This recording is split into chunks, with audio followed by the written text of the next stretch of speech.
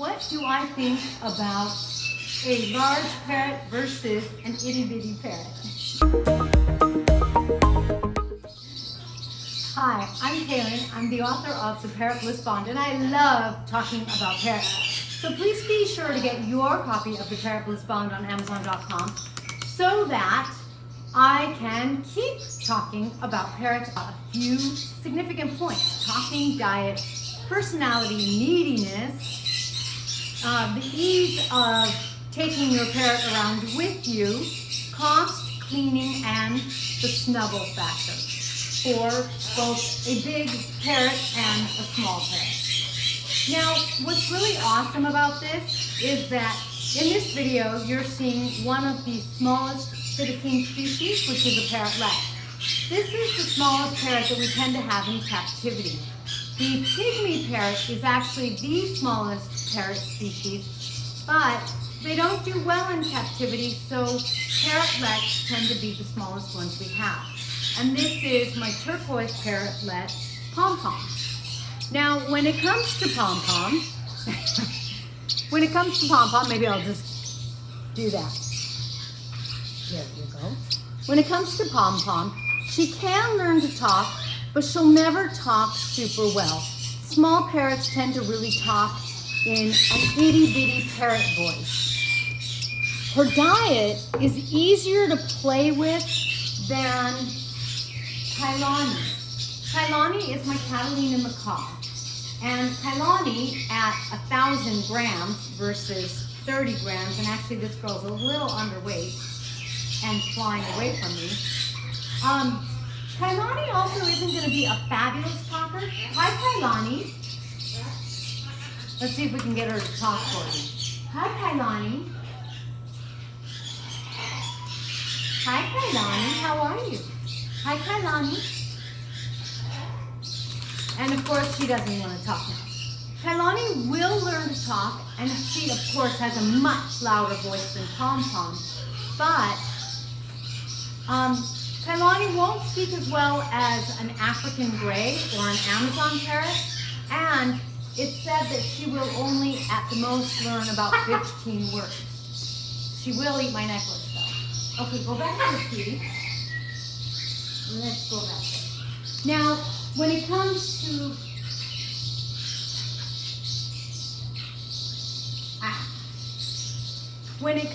to diet, Pom-Pom is a little more fun because a part of her natural diet, like Kailani, is fresh vegetables, and then she needs maintenance pellets because pellets give your parrot everything from A to Z that they need to be happy and healthy, because otherwise the list would be really hard to fulfill. But after that, every species has different dietary requirements. Macaws, for example, and African grays require some nut fat. So Kailani gets things like walnuts. Or things like an almond, which are really good for her beak to work at. She quickly and easily crunches it open, has a wonderful treat, and gets some of that nut fat that her body is meant to have. Now, Pom-Pom, she's kind of nice because generally speaking, smaller parrots require some seeds. And so that means that I get to offer Pom-Pom more foods like the seeds, and that's kind of fun. There are other parrot species like my Amazon Ursulus, who is a Mexican red-headed parrot, who really needs to have like almost no fat. He's prone to fatty liver disease, and so fats are not supposed to be in his diet, which means very limited seeds, maybe just as treats, very limited nuts, maybe just as treats. And again, necklaces. They will eat and destroy anything that's shiny. Now, Ursulus, on the other hand, if I can get him to talk for you, he's a great talker. Ursulus, you want to say hi? Hi, Ursulus. Hi, Ursulus. Sometimes if I pretend like I'm not paying attention. Hi, Ursulus.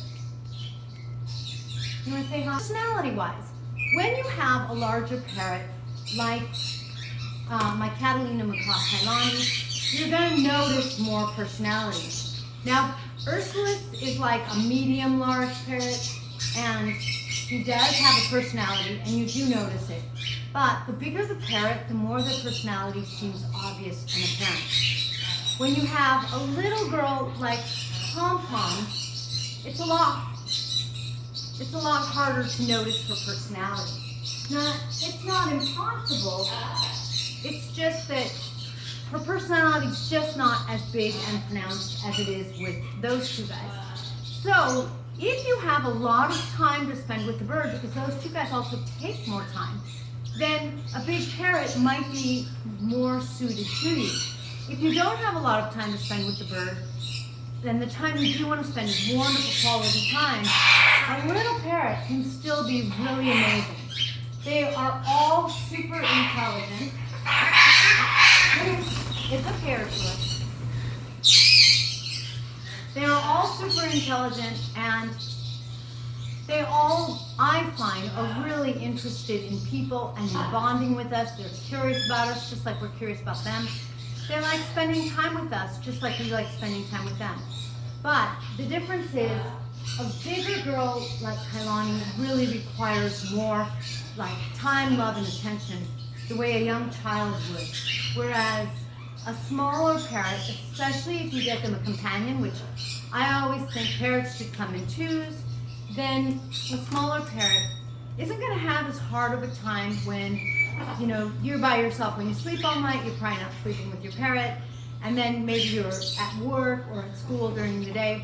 So that's a lot of time that you're not spending with your flock mate, because parrots are accustomed to spending 24 hours a day pretty much with their flock, especially with their one bonded mate. And their bonded mate can be a friend, or it can be a romantic partner kind of thing, their sexual partner.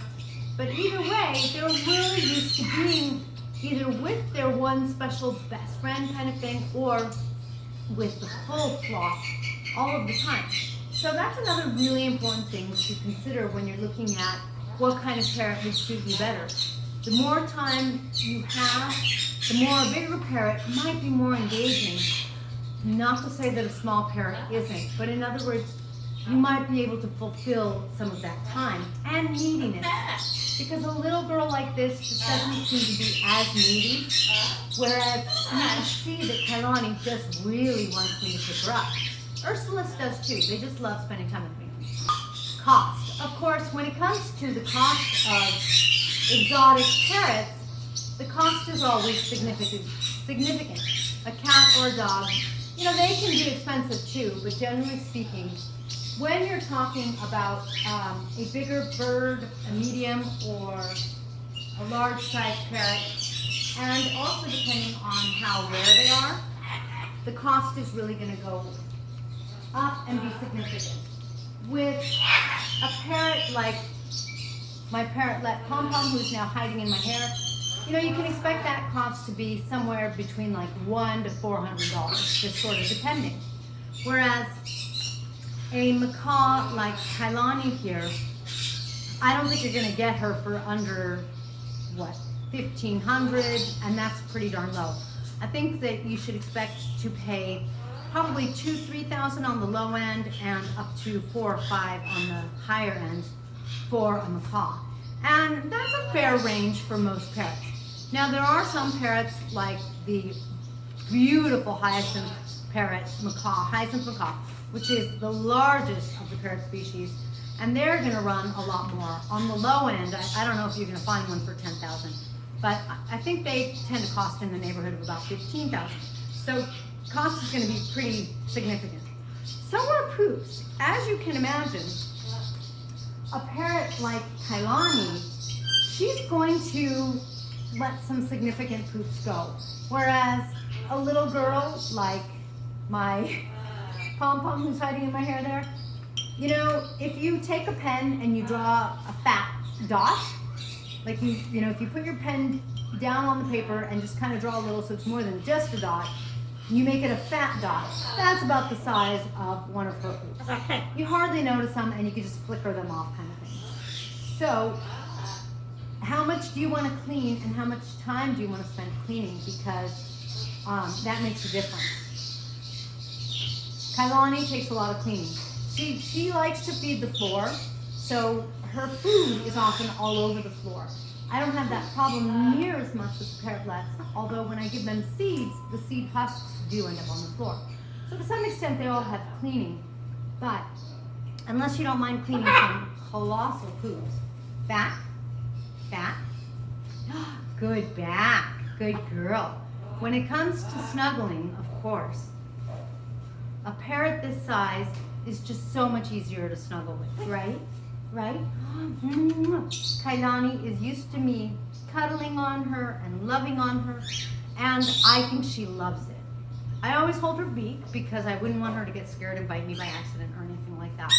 Now, you can say that Pom Pom is snuggling with me. She's in my hair snuggling, and you know, that works, but it's just not the same as being able to put my arm around Kailani and feeling her on my shoulder. I hope you have learned about some real significant differences between different parrot sizes, and that helps you in finding the perfect parrot so you can have the most blissful connection possible.